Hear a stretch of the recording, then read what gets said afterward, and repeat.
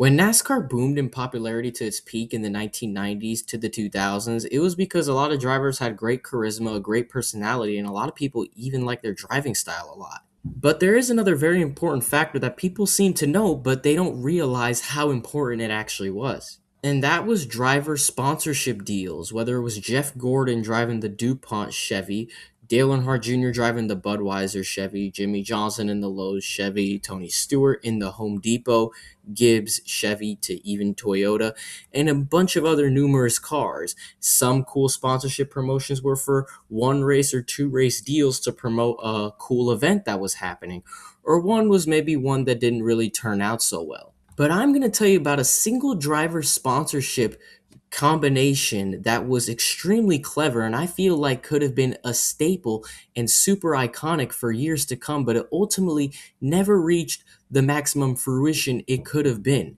This is the most forgotten driver sponsorship combination in NASCAR history.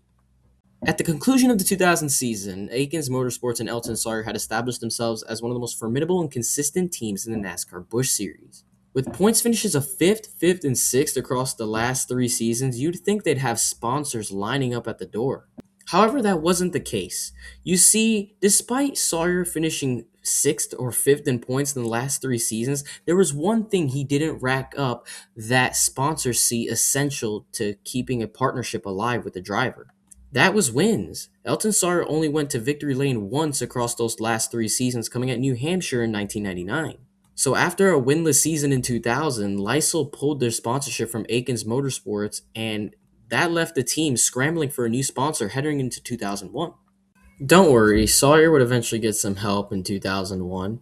After Lysol's departure from the team and previously having Barbasol, a shaving cream company, and Ford Credit, who actually left Sawyer for Dale Jarrett's Cup ride in the mid 90s, the company that would sponsor the Aikens 98 for the 2001 season would be an interesting one. The clothing line Starter. Yes. Starter would be sponsoring the 98 team full-time in 2001. Starter is a clothing manufacturer that focuses on Major League Sports teams with licenses in the MLB, NBA, NFL, NHL, and having NCAA licenses as well. Alongside Starter, Hot Tamales was going to be sponsoring the 98 team for the full season, including being the primary sponsor for a few races. But early on, we saw the blue Starter, the Starter car, and honestly, it looks really good in my opinion. But Starter decided to double down on their sponsorship with an extremely clever idea. With having all these licenses to sports teams and stuff like that, and the NCAA, and how popular collegiate sports was in America, Starter decided to do a partnership with their brand, having Elton Sawyer have their Starter sponsorship, but at select races, they would have sponsorship from a local university, the one that was closest to the track they were racing at, and they would have a special paint scheme with the Starter sponsorship along with the university's colors. Basically, all these colleges had recent collegiate success and would expose their brand to the NASCAR scene. So it was going to be really cool across multiple weeks. Not only were we going to see the Hot Tamales car appear randomly, we were going to see the blue Starter car maybe, and a bunch of random colors on Elton Sawyer's 98 Starter Ford. The very first race of the season would be rough, however, as Sawyer would blow his engine on just the 6th lap of the opening Daytona race and being classified 43rd in the final order to put a pretty rough beginning to the season. Heading into race number 2 at Rockingham, we would finally see the first of the collegiate cars enter the scene. The first car being East Carolina University. The ECU Pirates had a pretty good football season in the 2000 year, having an 8-4 record and getting a bowl win. And in baseball, they had a 46-18 overall record with a 14-7 conference record and made it to the NCAA regionals. So it was cool seeing their purple and yellow colors racing along there at Rockingham. However, Sawyer, after qualifying inside the top 15, he ran in the midsection for most of the day, but would be involved in a crash just a few laps before the finish, being classified 29th in the final order with his second straight DNF. However, even with the disappointing result, it was still cool seeing the college colors of ECU out there racing on the track because they were so close to Rockingham. So now that we finally get a feel for what this was going to be like for the rest of the season, with the remaining collegiate teams, and there's a lot of them left, we're going to see exactly how they performed. And seeing them at Rockingham, despite the disappointing result, it was still pretty cool, and it was something for fans to look forward to in the coming races. Race number 3 at Las Vegas saw Sawyer have the Hot Tamale sponsorship, and he jumped 10 spots in the points with his first top 10 of the season, finishing 8th. The University of Georgia had a stellar year in the year 2000, specifically on the women's side, as not only would the women's golf team not only capture the SEC championship and the national championship, the gymnastics team finished second overall in the entire country. And the football team, which is extremely iconic, finished with an 8-4 record with a bowl win under head coach Jim Donnan. But alongside their main highlight being making the Final Four with the women's basketball team after winning the SEC tournament was on March 10, 2001 by them sponsoring Elton Sawyer's starter forward. But unfortunately for them, that car didn't get too much TV time. He qualified in the mid-20s and ran 25th for pretty much the entire event and didn't really have any sort of semblance of good race pace. But unfortunately for Elton, a mediocre day went from bad to worse after he completely destroyed Tim Sauter just after the halfway point of the race, giving him his third DNF in the first 4 races of the 2001 season after being classified 35th in the final order. Race number 5 at Darlington saw Sawyer switch back to the original starter scheme he had from the beginning of the year at Daytona, where he would qualify inside the top 10 and run inside the top 15 for pretty much the entire day. But after contenders went to go pit late in the race, he was able to jump inside the top 10 and end out the race with a 9th place finish for his second top 10 in the season's first 5 races. After leaving Darlington 24th in points, the University of Tennessee would come onto the car for race number 6 at Bristol. The Volunteers went 26-7 in the men's basketball program, setting a program record for most wins in a single season at the time, repeating as SEC East champions, and advanced to the Sweet 16, the first time the school had ever done that in the NCAA basketball tournaments. The women's basketball had a great season as well, going 33-4, making a run all the way to the national championship game where they lost to UConn. And even the football team, although they weren't at the highs as the Peyton Manning days in the late 90s and winning the national championship in 1998, they still went 8-4 with head coach Philip Fulmer and went to the Cotton Bowl where they lost to Kansas State. However, the Bristol race would be a doozy, qualifying just inside the top 15 and would be involved in the beating and banging throughout the race and would actually end the race 4 laps down. And even though he finished 17th, he was involved in a spin, and the race he was all over the place, but luckily he was able to end out the race with a top 20 finish and jumped up to 22nd in the standings. The next 2 races saw Sawyer revert back to his original starter scheme, and at Texas, he would run the exact definition of mid, starting and finishing 21st 2 laps down with nothing really to show for it. But at Nashville, Aikens Motorsports brought the car, qualifying just outside the top 10, and that starter Ford was bad fast, getting inside the top 3 toward the end of the race and having a good battle with Scott Wimmer to end up finishing 5th for his first top 5 of the 2001 season to jump inside the top 20 in points. This battle with Wimmer was really cool because not only was Wimmer making his 10th career Busch Series start, he was racing against Elton Sawyer, who had over 350 career Busch Series starts to his name, at the time second only just behind Tommy Houston's 417 career Busch Series starts, and Elton was looking to become the number 1 leader in starts in the Busch Series.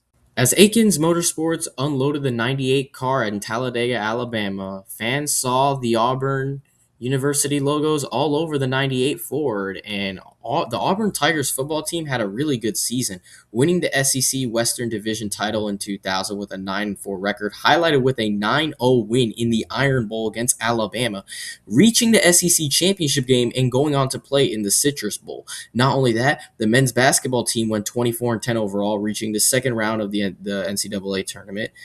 And the baseball team also made the NCAA regional tournaments, with the outdoor track and field team for the men being the best for Auburn in the year 2000, as they ended up finishing 3rd in the outdoor championships that year.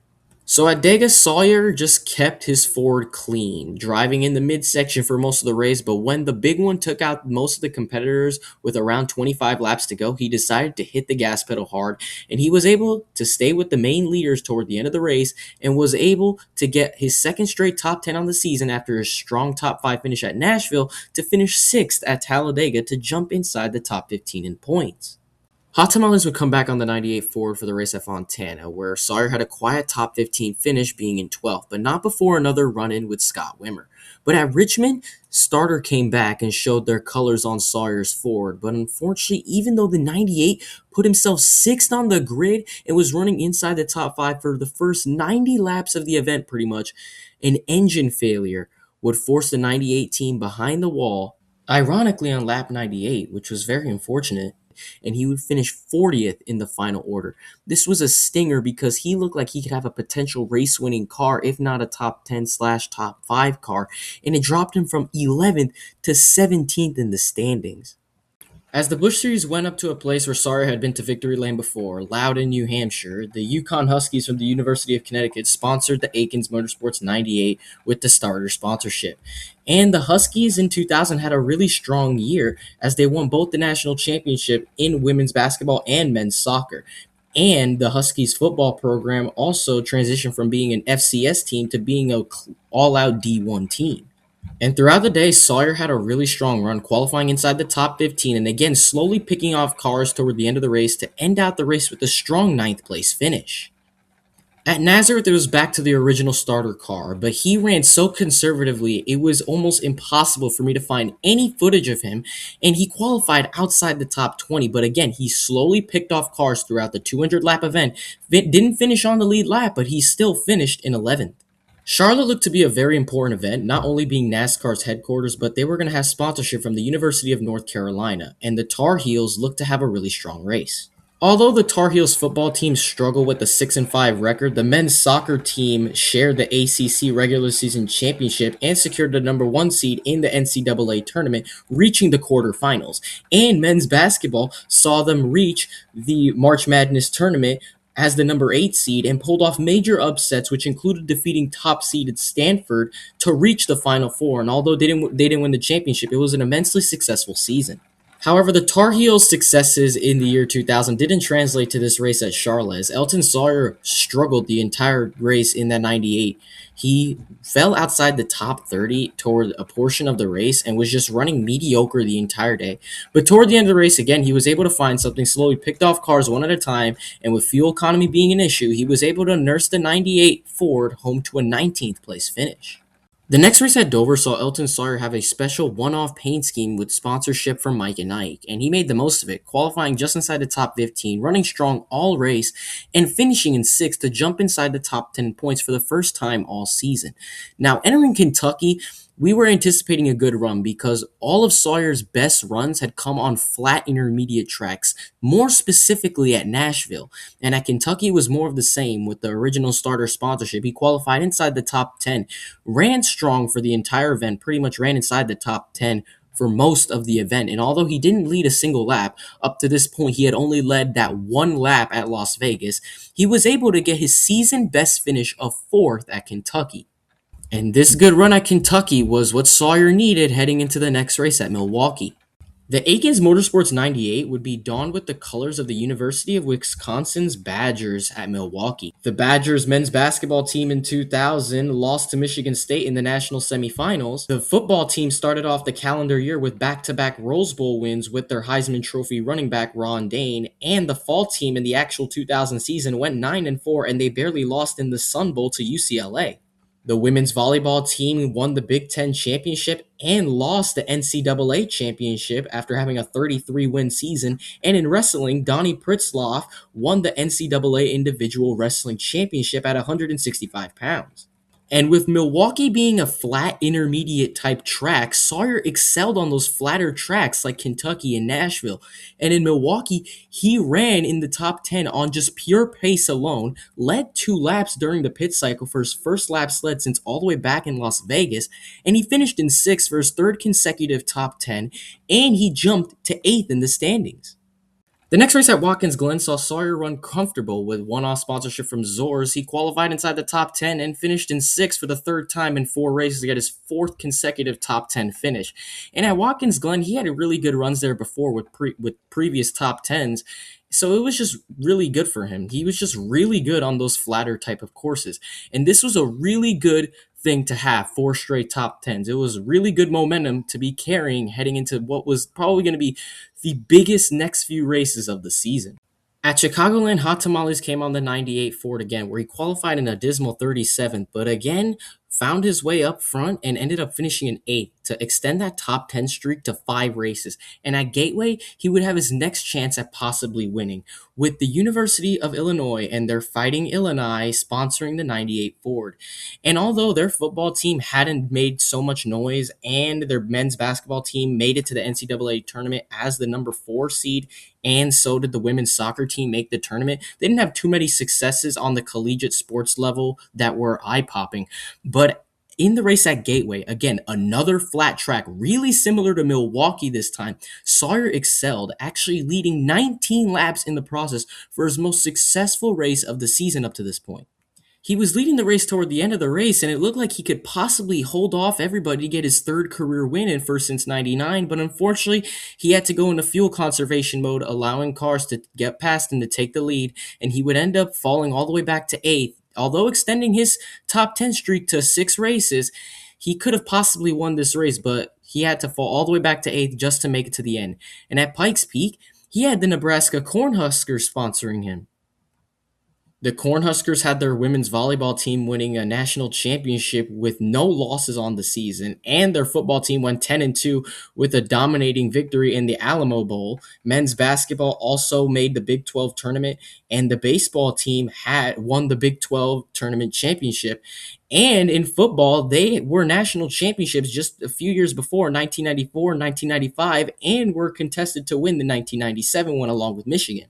But even though Pikes Peak is a flat track, Sawyer struggled with car issues for a majority of the day, and although he qualified inside the top 20, he ran mediocre the entire day, finishing over 10 laps down in a dismal 30th place, and you could not find footage of him anywhere on the track. But now we were going to our 3rd straight flat track on the season, and it was IRP, Indianapolis Raceway Park. Qualifying in 4th saw Sawyer in his starter Ford with the gold of the Purdue University all over it. The Boilermakers colors were really nice on the 98, and he qualified in 4th for his best qualifying effort on the season up to this point. And at IRP, he looked to bring exactly what the Boilermakers had been doing in 2000, winning a share of the Big Ten football championship in 2000, and made it to the Rose Bowl while their women's golf won their first ever Big Ten championship. And the men's basketball team also made the NCAA basketball tournament. And at IRP, Sawyer had the best run of the season for himself. And it looked like he was going to win this race, pulling away from drivers and leading all the way once they hit from the 100 marks. And he led until there was just under 50 laps to go, and it looked like he was going to win. He was pulling away, but getting caught up in lap traffic allowed Chad Little and Kevin Harvick to close in, and eventually both of them were able to get around them, with Harvick going on to secure the victory. Sawyer led 58 laps in this race, way more successful than Gateway or any other race he had that season, and he went on to finish in 4th to get a top 5. This amazing race at IRP saw him jump up to 5th in the standings to get inside the top 5 for the first time in 2001, and turned a lot of heads because he could have very well won this race had he not gotten caught up in lap traffic or done a better job maybe holding off Chad Little or Kevin Harvick. But nonetheless, definitely the best run the university cars had seen so far, and it was the Purdue Boilermakers that had their colors on the Aikens Motorsports 98 Ford. At Michigan, Aikens Motorsports had the University of Michigan slap their Wolverine logos all over their car, and Elton Sawyer had another strong run. The Wolverines finished the 2000 NCAA football season with a 9-3 record under their head coach Lloyd Carr, and won the Citrus Bowl as Big Ten co-champions.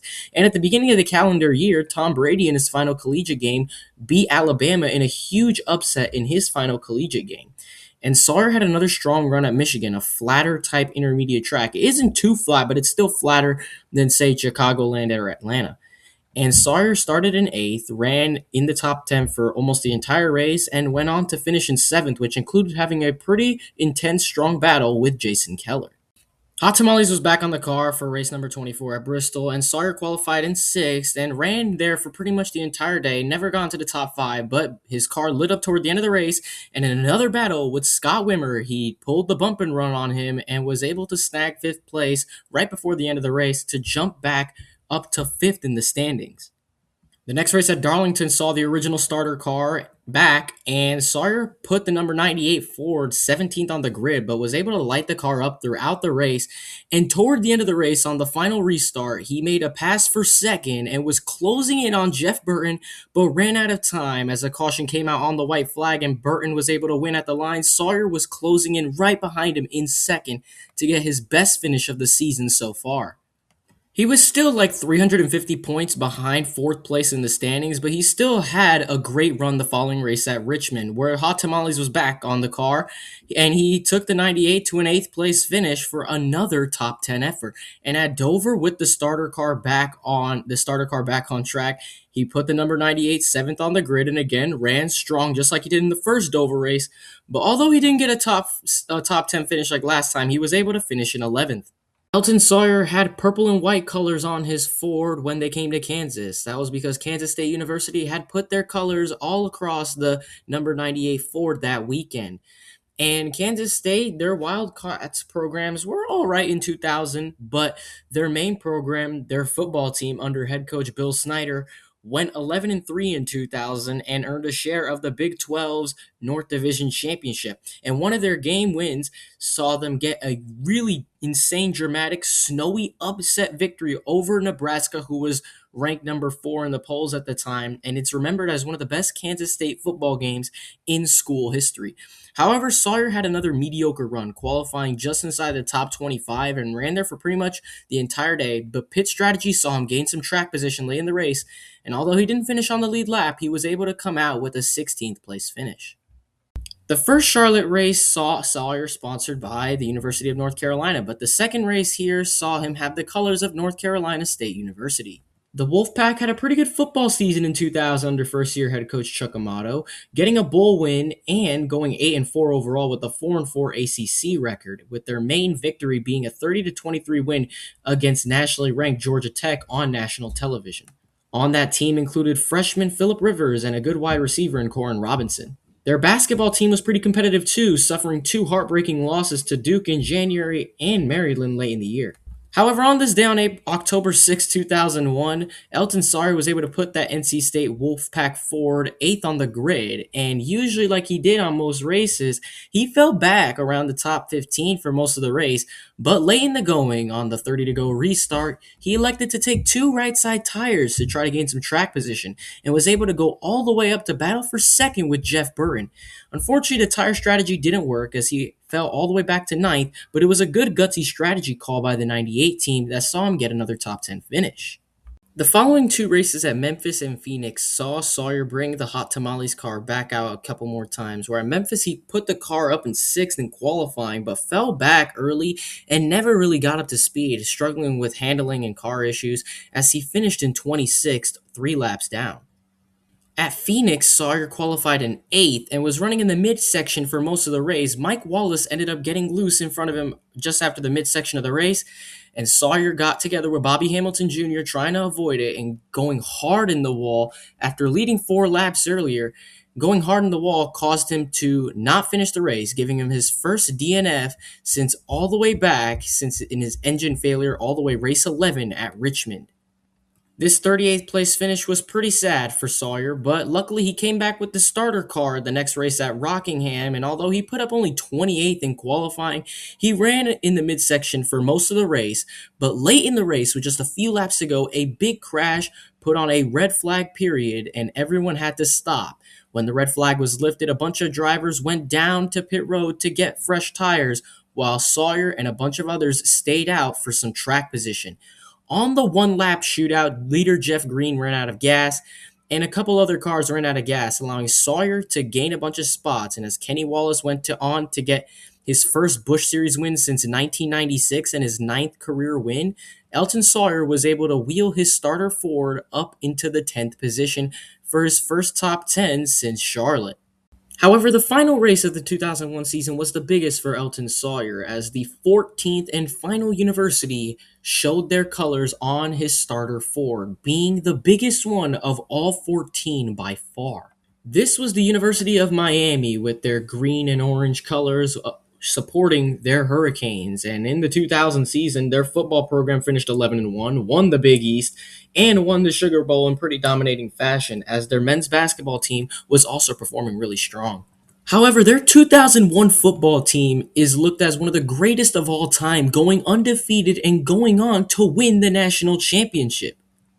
One of the strongest teams in football had their colors upon Elton Sawyer's Ford that day at Homestead, and Sawyer, having just turned 42 the previous Monday, looked to have a great race. On the flat Homestead track, we all knew how Sawyer could possibly perform because he had performed so well on flat tracks across the entire season, qualifying inside the top 10 and gaining positions as the runs went on. Eventually, after the lap 100 mark, taking the lead from Kevin Harvick, who had clinched the Busch Series championship already and going on to lead. Eventually, Harvick was able to get around him once again to take the lead, but Harvick's engine would expire just with under 50 laps remaining, allowing Sawyer to take back the lead. However, after the pit cycle, he found himself just in front of Joe Nemechek in second, while pesky Scott Wimmer was trying to stretch his fuel all the way to the end. Nemechek would power by Sawyer as the two would close in on Scott Wimmer. Eventually, the two drivers would catch the 23 Pontiac, and Wimmer, having to go on full-on conservative mode for fuel conservation, he would concede the spot to Joe Nemechek, who would take the lead, and Sawyer would soon follow. Unfortunately, just a second back behind the 87, it wasn't enough. Elton Sawyer tried as hard as he could to cut into Nemechek's lead, but it wasn't enough as he came off the final corners, watching the 87 car go to victory lane, and he would go on to finish in second after leading 21 laps on the day. This was probably the best chance for Sawyer, maybe outside of IRP, for him to get another victory since his win in New Hampshire just 2 years before, and they wanted to make sure they could secure sponsorship for the 2002 season, but it looked like it was going to be a good finish, finishing in second, with making the Miami colors proud, definitely for sure, after such a strong run. At the end of the season, Kevin Harvick had already clinched the Busch Series championship and ended up winning it in the end by a tally of 124 points over defending champion Jeff Green. Jason Keller and Greg Biffle finished third and fourth, with Biffle winning Rookie of the Year. Elton Sawyer finished over 400 points behind Greg Biffle, but he still finished fifth in the standings. For the third time in the last 4 seasons, Elton Sawyer finished in the top 5 in the Busch Series standings. Having no wins but 6 top 5s and 19 top 10s with 105 laps led was his most successful season so far, with an average finish of 14.2 being a career best. Not so bad for the leading active driver in Busch Series starts at 389. Elton Sawyer looked like he was going to just go up, and it looked like this starter sponsorship was going to be super awesome. As seeing all 14 universities, as well as seeing even the original starter car and the hot tamales and those other one-off sponsors in a few races, it made for insane diecast collecting, with tons of 164 and 124 scale diecast to be made. Including myself, I actually have 12 of the 14 diecasts that ran in the university sponsorship. I have all the cars available in 164 diecast as of this upload, except for Auburn, which I know the Auburn diecast is out there somewhere, and Kansas State, which I haven't been able to find right now. I hope to finish that diecast collection soon, but it doesn't really matter because this sponsorship deal actually ended just after 1 season. Elton Sawyer never had a full-time ride in NASCAR again and only made 3 more starts in his NASCAR career, all coming the following year in 2002. The 98 team had to shut down due to lack of sponsorship, which was insane to me because Elton Sawyer had so many good races driving the 98 with the starter colors. In particular, his races at Nashville were really good. Kentucky was really good. Gateway, he was really solid. IRP, he could have had a good win there. He could have won at Homestead. There were so many races where he performed so well. But if you look, why was he over 700 points behind the leader, even though he finished fifth in the points? And I'll tell you why. It's because of those 3 DNFs he had in the first 4 races of the season: the engine failure at Daytona, the crashes at Rockingham, at Atlanta, and the mediocre runs at Texas, and the engine failure at Richmond put him in a hole very early on. He didn't reach the top 10 in points until the 15th race of the season. And although he was able to end out fifth in the standings, that's because of an amazing stretch. That stretch he had after that Richmond DNF: a 9th, 11th, 19th, 6th, 4th, 6th, 6th, 8th, 8th, 30th, 4th, 7th, 5th, 2nd, 8th, 11th, 16th, 9th, 26th, 38th, 10th, and 2nd to close out the season. But besides that, I am shocked that, again, there were some teams that were completely omitted from this sponsorship deal, and it makes sense because they didn't really have a track there. The actual defending national football champions in Oklahoma, Oregon doesn't have a track near it. Those are two big football teams. Other teams include Ohio State, which could have been at Chicagoland if you think about it, because they were a year removed from winning the national championship in 2002, and Texas, who would win a national championship in 2005, and it's literally Texas. Besides, even if they didn't want to have Elton Sawyer in the car because he was in his 40s, they could have sponsored Aikens the entire time. Casey Kane drove the car in 2003. Could you imagine if Casey Kane was driving that car with the starter sponsorship? If they kept having these colleges and stuff like that, it could have been such a cool promotional aspect and such a cool thing for people to collect. All those different die casts and merchandise, but we will never know, because that whole deal only lasted 1 season. So if you're looking for something like that, you have to pick Elton Sawyer's 2001 diecasts, and not all of them are guaranteed to be out there. In fact, under each diecast, there's a little serial number that says whatever serial number it is of like 2500 or 2508 or something like that. So these weren't produced at mass production. I'm lucky to have 12 of the 14. And again, I'm still looking for the Auburn and Kansas State ones out there. But still, it's a pretty cool collection to have that no one seems to remember. But again, that's probably one of the coolest sponsorship deals that never really achieved its maximum potential that it had. Could you imagine if they still had cars like that sponsoring colleges? Alas, we will never know, but all we got was the glimpse we had in 2001 of Elton Sawyer, whose career we can talk about in another video, with his 2 career Busch Series wins in Myrtle Beach in 1994 and New Hampshire in 1999. He had his best career season, and he saved his best for last in 2001, all while driving those starter colors. This is the first long video I've had since we reached 1,000 subscribers on the channel, guys. So that's just the last thing I want to say. Thank you for helping us reach 1,000, and hopefully we can keep going and have greater videos in the future. I hope you guys liked that video. Please like, please subscribe, and I'll see you in the next one.